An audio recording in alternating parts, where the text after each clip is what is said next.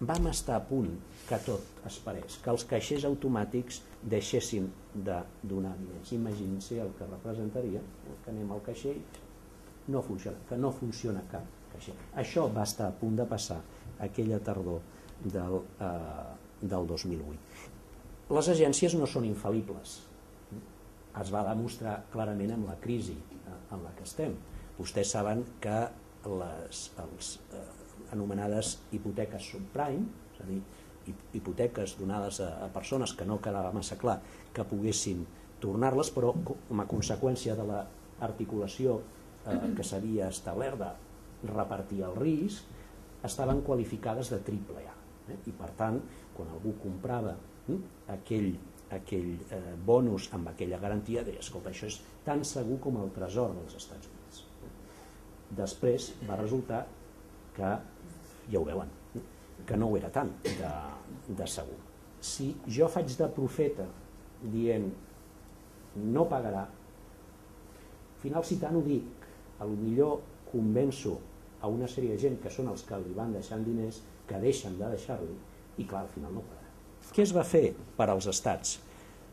Doncs es va fer el que es va poder, però bàsicament posar-hi diners per aturar l'hemorràgia. Per pagar aquestes injeccions de diners va caler a la vegada demanar diner a crèdit. Els estats van haver d'endeutar-se. I aquí ve el segon tsunami, el del deute sobirà. Entre la crisi del 29 i el 1979, la retribució variable en el sector financer era equivalent a la d'altres sectors, l'automoció, la indústria pesant, etc.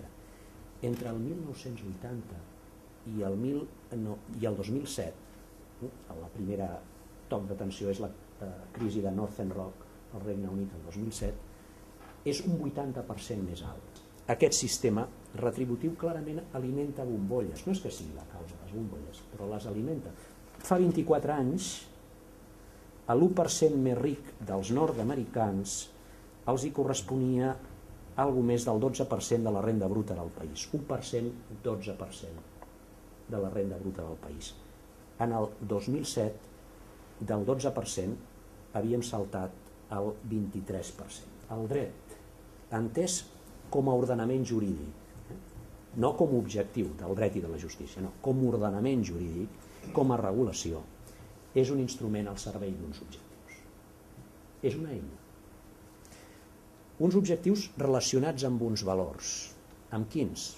Els que predominen en aquella societat, en aquell moment. El dret té capacitat de transformar la realitat, però els que ens hi dediquem sabem que menys del que els que no s'hi dediquen pensen. Què ha fet el dret a partir del primer tsunami? Aquí veuen diners i veuen una brújula. Doncs mirin, el dret el que ha estat és una eina per intentar salvar el sistema, per intentar que el caixer seguís donant diners quan anava. S'han articulat les injeccions de capital a les entitats amb problemes, s'han hagut de dictar lleis per fer possible això. En algun cas s'han establert impostos especials a partir de determinat llindar de retribucions d'aquests bons. Als Estats Units hi ha hagut diferents lleis, la que s'anomena Dodd-Frank, dels dos senadors que li han donat suport, un de cada partit, s'ha endurit la supervisió de les entitats financeres, però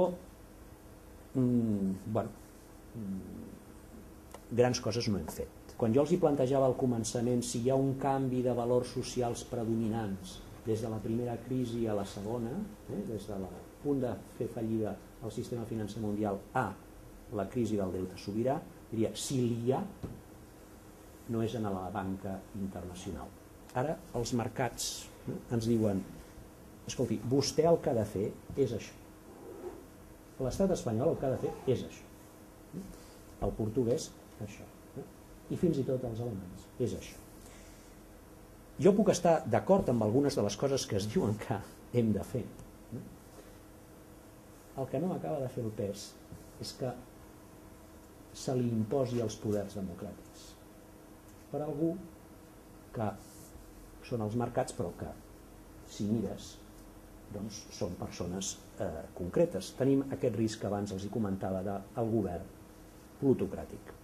El 2009, tant fa molt poc, hi ha una sentència del Tribunal Suprem per la qual el Tribunal Suprem diu que és inconstitucional posar límits per llei a les aportacions que les empreses o els sindicats poden fer una campanya electoral. Diuen que això s'ha notat en les darreres legislatives.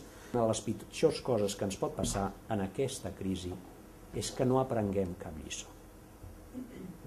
Tenim la crisi, passa el que passa i no en traiem com a societat cap lliçó.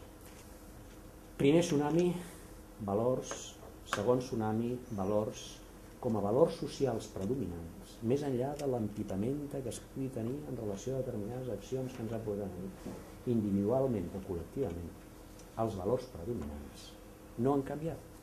Potser com a societat una mica de purgatori l'hem de fer, potser ens estan ajudant, però potser també l'hem de fer ben fet